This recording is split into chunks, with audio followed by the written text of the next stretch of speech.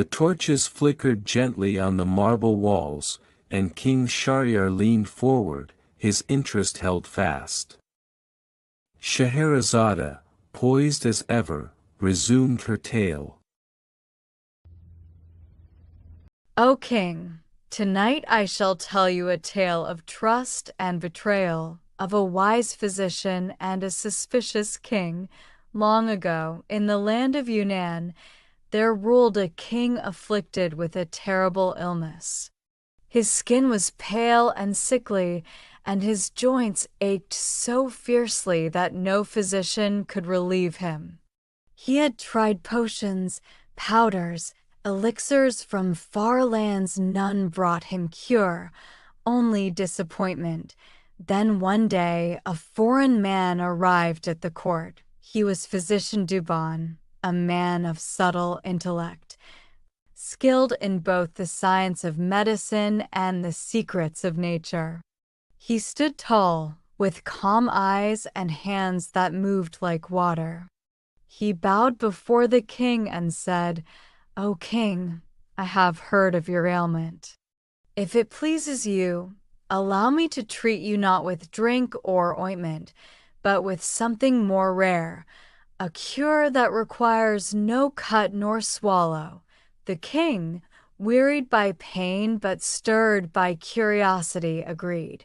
Douban returned the next day with a peculiar object, a mallet and a ball like those used in games of polo.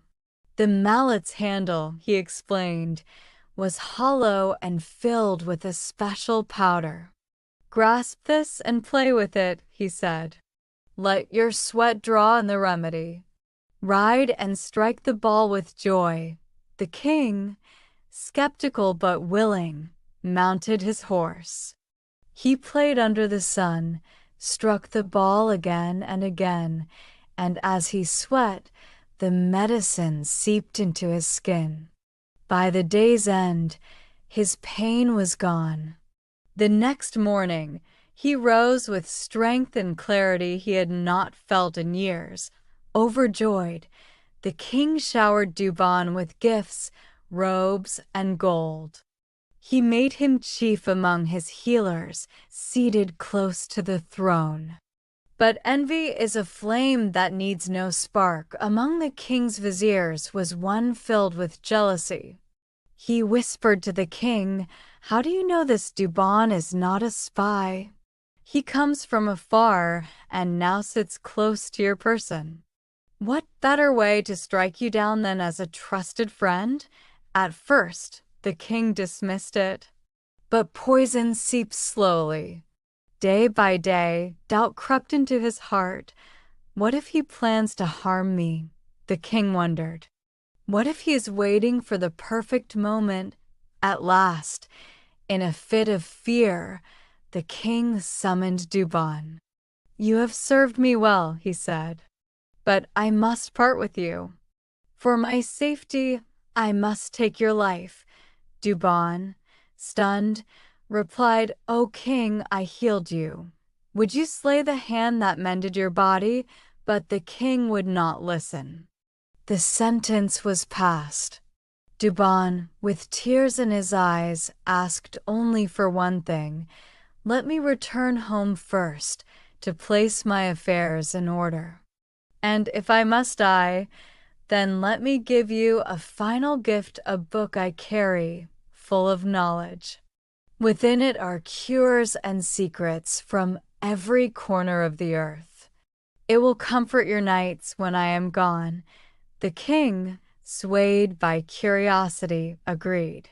The next day, Douban was executed, and the book given to the king. That evening, the king opened it. But the pages were blanked. He turned them again and again, then suddenly his hands burned. The pages had been poisoned. A slow venom crept through his veins. Too late did he understand. The physician had left him not a cure, but a lesson.